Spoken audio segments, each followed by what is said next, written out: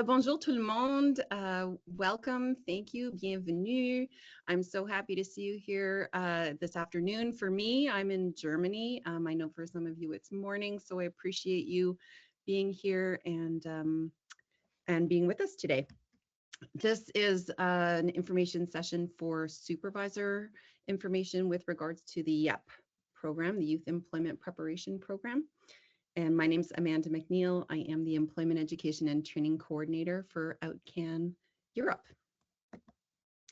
Before we get started, this is a quick overview of what we'll be covering today. We'll begin with the aim of the YEP program and a look at this year's 2025-26 cohort. Then I'll walk you through the supervisor application process and the partnership agreement. We'll go over the program timeline and structure, as well as your role as a YEP supervisor, followed by an overview of our performance management framework. We'll wrap up with a look at the overall program structure, and we'll finish with time for questions. So the YEP program is delivered by Military Family Services Europe, and that's a division of Canadian Forces Morale and Welfare Services. Our program has two main aims. First, it helps support reunification between students studying in Canada and their families posted here in Europe. And second, it provides OutCan students with a meaningful work placement that supports their personal and professional development. This is a look at the makeup of this year's YEP cohort. This year we have 30 students participating in the program. Our group is divided across the 3 years of the YEP pathway. We have 20 students in year 1, 6 students in year 2, and 3 students in year 3. Our students represent a truly international community. They come from 16 different locations across 7 countries, bringing a wide range of experiences and perspectives. In terms of age, our participants range from 15 to 20 years old, giving us a mix of younger high school students and those who are already transitioning or have transitioned into post-secondary studies. This year's cohort includes 2 post-secondary students, 2 high school students living in Canada, and 28 high school students located across Europe. For supervisor application process, we're trying to keep things as straightforward as possible. The first step, some of you have already completed, is the supervisor registration form, which is a Microsoft form. The link is embedded here in this presentation, which I will share later on this week, so you'll have access to that. This form collects all the key information that we need from you as a YEP supervisor, the type of job you're offering, the hours you prefer, the work schedule, any technical skills you're looking for, and any special security requirements. Essentially, this will allow us to build a clear and accurate job poster for students based on your needs. The second step is going to be the partnership agreement for YEP supervisors. It's available in both English and French as a fillable PDF, and I'm in the process of converting that partnership agreement into a Microsoft form also. So that link will be added to this presentation and everything will be together in one place. The supervisor partnership agreement formalizes the relationship between MFS and you, the YEP supervisors, and it clearly outlines expectations for both. On the MFS side, we coordinate the program, we ensure the students have their security clearances, we cover all salary costs, provide the required training, offer ongoing oversight and coaching, and support performance management throughout the placement. On the supervisor side, responsibilities include completing the work planner with the students' learning and performance objectives, providing on-the-job training, offering day-to-day supervision, and ensuring timesheets are completed and submitted. If a supervisor is going to be away, they should identify a suitable backup to support student learning during that time. A key part of this agreement is maintaining a collaborative partnership between myself as the YEP coordinator and you as the supervisor. We will work together to support student development, to address concerns, and ensure the placement runs smoothly. Supervisors will also complete a midpoint and final evaluation, which provides essential data on both student performance and the overall program. This feedback is vital for strengthening the YEP experience for future students and supervisors. This is a quick overview of the YEP timeline. We started in October with the information session, and students began to register straight away. From December to May, the students were completing training and onboarding. So this is our ongoing phase where we are currently. The main thing that is of importance for supervisors to remember is that by the time they connect with their supervisors, the YEP students will already have their employee numbers, their security clearances, and all the onboarding requirements completed.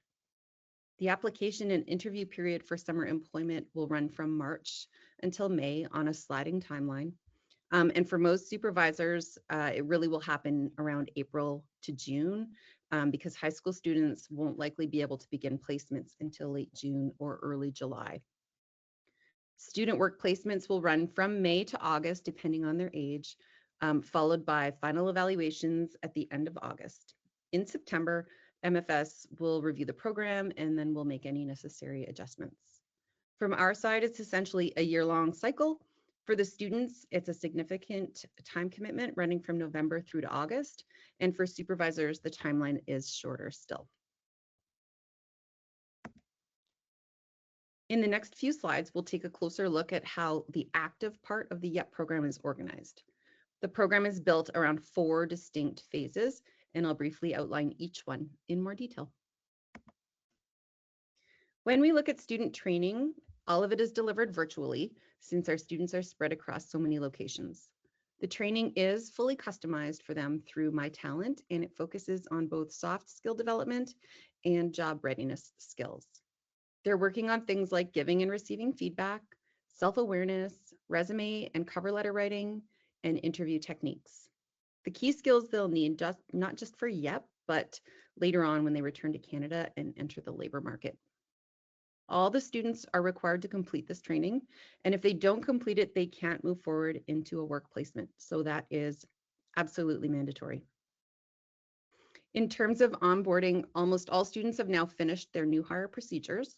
They responded to a job poster back in December, and they submitted their security clearance documents at that time. So most have received their employee numbers, and the security clearances are being finalized. And some students have already started their online My Talent courses, with the rest beginning by the end of the month.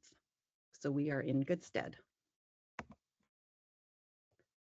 Phase 2 will be the application and hiring phase of the YEP program, and this will run on a sliding scale between March and May. Although students have already responded to the initial YEP job poster to enter the program, they're now going to see specific job advertisements created based on the information that you provide in the YEP supervisor registration form. These ads will outline the duties of the position and flag any required technical skills so that students will know exactly what will be expected. It's possible that we may have multiple students applying for the same position, and that's intentional. Students will go through a panel interview, and that will give supervisors a real voice in selecting their student, and it gives the students valuable real-world experience, learning how to present their skills, manage interview pressure, speak confidently about what they can offer. Students will be able to apply for positions in their local community if available, or for remote placements. This supports our students in smaller or more remote locations, and it helps us accommodate sites with more students than available positions. It also means that some students may end up working for supervisors based in Canada. Overall, this process helps us make the best match for you and provides students with meaningful real-world experience. After their interviews, successful candidates will be offered placements and move forward into phase 3, which is the work placement. So phase 3 is the work placement portion of the YEP program, and it runs again from a sliding scale between May and August. For the work placements, students will be placed for approximately 4 to 8 weeks. The length is going to depend on their YEP level, their experience, the annual budget, and the needs of the employer. Their weekly hours can range from a minimum of 13.5 hours up to 37.5 hours. So it's really important when you complete the supervisor's registration form to clearly outline what you will require for your position. All the key details will be included in the job poster, so students will know exactly what to expect. When it comes to things like vacation or time away, that will be a conversation between the supervisor and the student. We recognize that students may have travel plans or family commitments during the summer, and of course, supervisors will also be taking leave.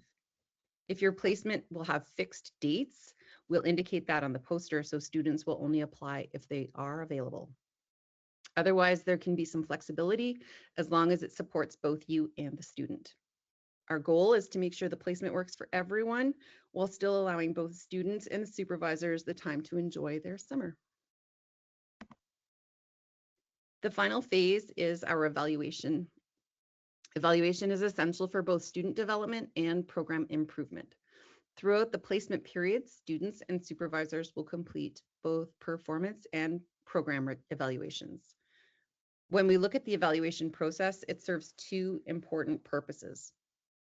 First, it's essential for program development. Your feedback as supervisors will help us understand what's working well and what needs improvement. We can't refine the program without that information from both the supervisors and students. Second, evaluation is an important learning experience for students. Giving and receiving feedback is a key workplace skill, and we want students to become comfortable with it. That includes learning how to evaluate themselves realistically, not necessarily overly critically and not overly idealized, and understanding how to receive feedback from a supervisor and then adjust based on that. We'll talk more about this when we cover performance management, but the key point is that students will receive feedback both in person and through the formal YEP program evaluation process.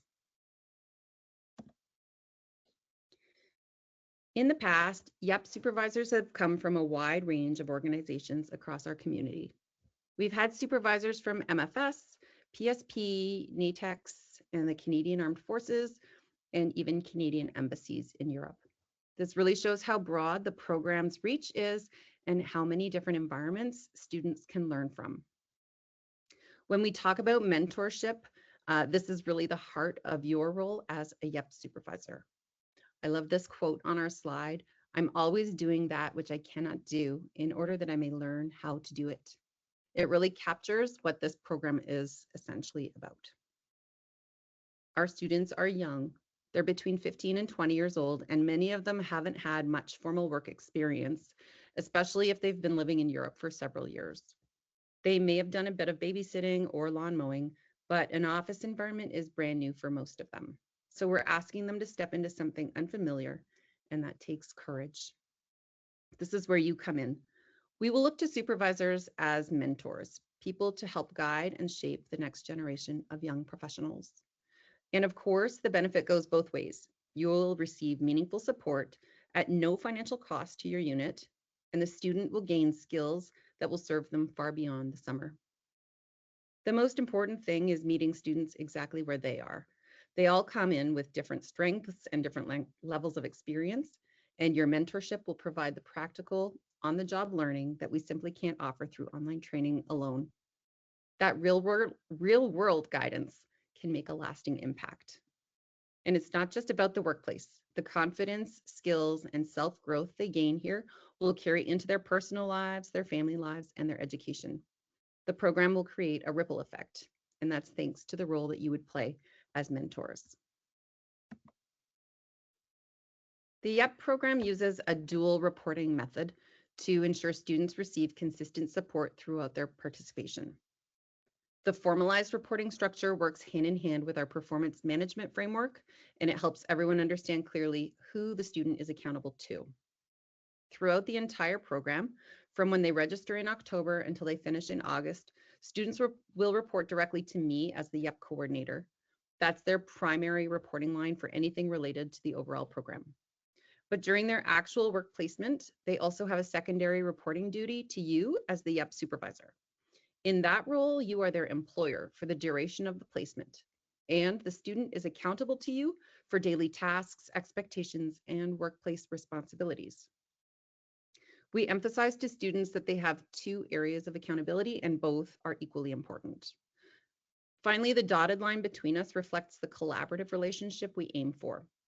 I'm here to support you as supervisors, and your feedback helps me better coach and guide the students. It's very much a partnership so that the students can have the best possible learning experiences.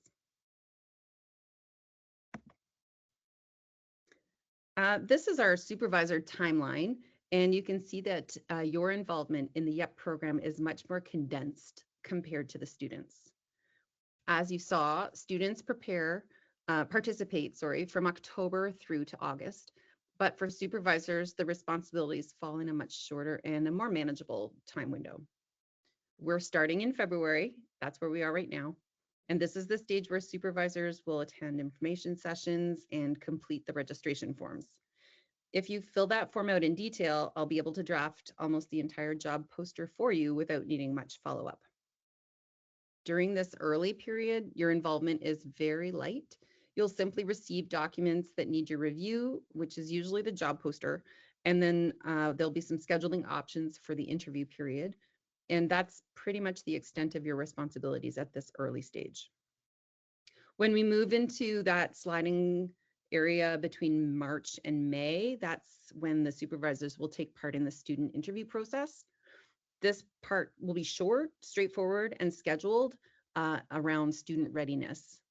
We have to remember that they are students, and so we have to work around their schedule. Once interviews are complete, I'll help ensure that the student selected is the best fit for your placement needs. The main bulk of your involvement will happen between June and August. This is when your student begins their placement, and this is where the bulk of your supervision takes place. During this time, you'll guide the students' day-to-day work, support their learning, and complete both the midpoint evaluations and the final evaluations. And then as we move into August and early September, your responsibilities taper off. For most supervisors, everything will be concluded once that final evaluation is submitted in August, but there may be sometimes some late follow-up into September. But typically everything is wrapped up by the end of summer. So overall, while the students are involved for nearly the full year, the supervisor timeline is focused, structured, and significantly shorter, with most of your hands-on work happening during the summer placement months. This is our feedback model, and it's a main focus of our program. In YEP, we have a three-way relationship, as we were talking about earlier, between the student, the supervisor, and the coordinator. And feedback flows in all directions, and it's something that we want the students to become comfortable with. Between you and the student, we're looking for regular feedback on the day-to-day performance. We want the students to reflect on their work, to talk with you about how they think they did, and then learn from that feedback that you provide, both informally on the job and formally through their midpoint and final evaluations. This will help build their confidence and teach them that feedback is a normal part of professional growth, and they will become more comfortable with it. Between the student and me, there is also ongoing feedback. Students will give me feedback on the program, on their training, and I provide feedback to them as they progress. We reinforce the idea that feedback is not rejection, it's information, and that will help them improve. We've already started building that mindset in their training so that when they reach you, they're ready to hear it constructively. And then finally, between you and me, I'm looking for honest communication. I want to know what's working, what's not working, and how your student is doing. You'll have the formal evaluations as we spoke about, but you can also always send me a quick email or a Teams message if something comes up.